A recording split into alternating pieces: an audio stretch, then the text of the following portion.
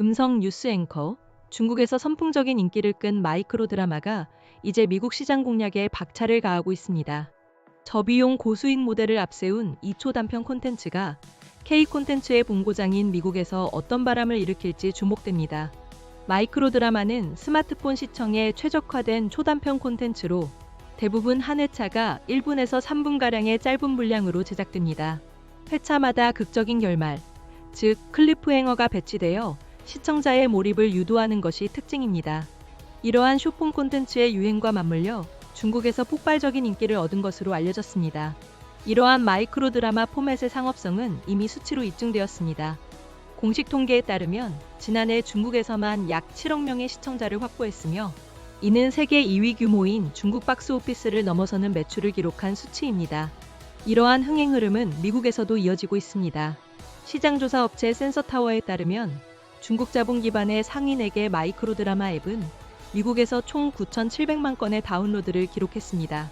관련 인앱 매출 또한 2022년 2,100만 달러에서 2025년에는 9억 6,600만 달러로 급증할 전망입니다. 특히 주목할 점은 시리즈당 20만 달러 이하의 제작비로 200만 달러 이상의 수익을 올리는 사례가 등장하고 있다는 것입니다. 이러한 저비용 구조 속에서 높은 수익률을 확보하기 위해 중국 제작사들은 해외 진출을 가속화하는 양상입니다. 마이크로 드라마의 수익 모델은 플랫폼 중심으로 설계됩니다.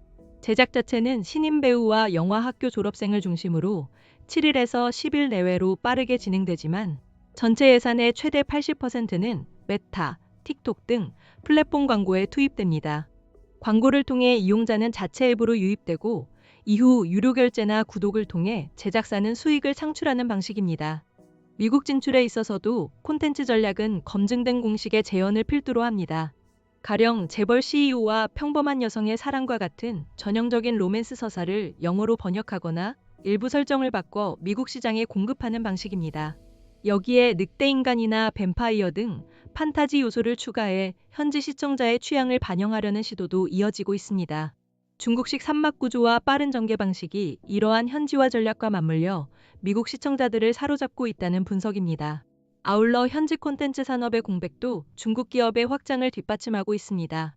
미 엔터 기업 시네버스의 에릭 오페카 사장은 이 분야에서 미국 산업은 거의 존재하지 않는다며 그 공백을 중국 기업들이 채우고 있다고 말했습니다.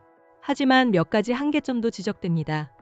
미국의 정치, 사회적 맥락이 내용에 충분히 반영되지 않고 있으며 남성 대상 콘텐츠나 SF, 호러 등 장르물에서의 성적이 미진하다는 점이 콘텐츠의 한계로 지목됩니다.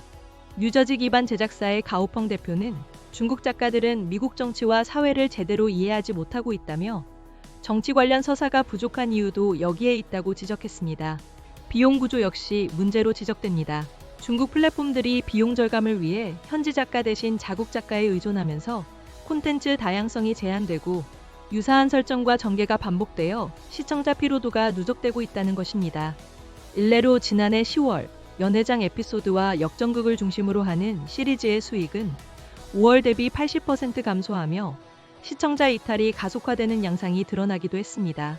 이에 업계에서는 장르 다양화와 제작 방식 전환으로 체질 개선을 꾀하는 시도도 이어지고 있으나 산업 자체가 빠르게 변화하는 만큼 현재의 성장 모델이 유지되기 어려울 것이라는 전망도 나옵니다. 로스앤젤레스 기반 드라마 제작사 RKLG의 러퉁 최고 경영자 CEO는 콘텐츠 품질을 높이고 작품을 장편으로도 제작하는 도전이 이루어지고 있다면서도 제작사들은 빠르게 변화하는 이 업계가 순식간에 사라질 수 있다는 점을 감안하고 제작에 들어가야 한다고 설명했습니다. 이상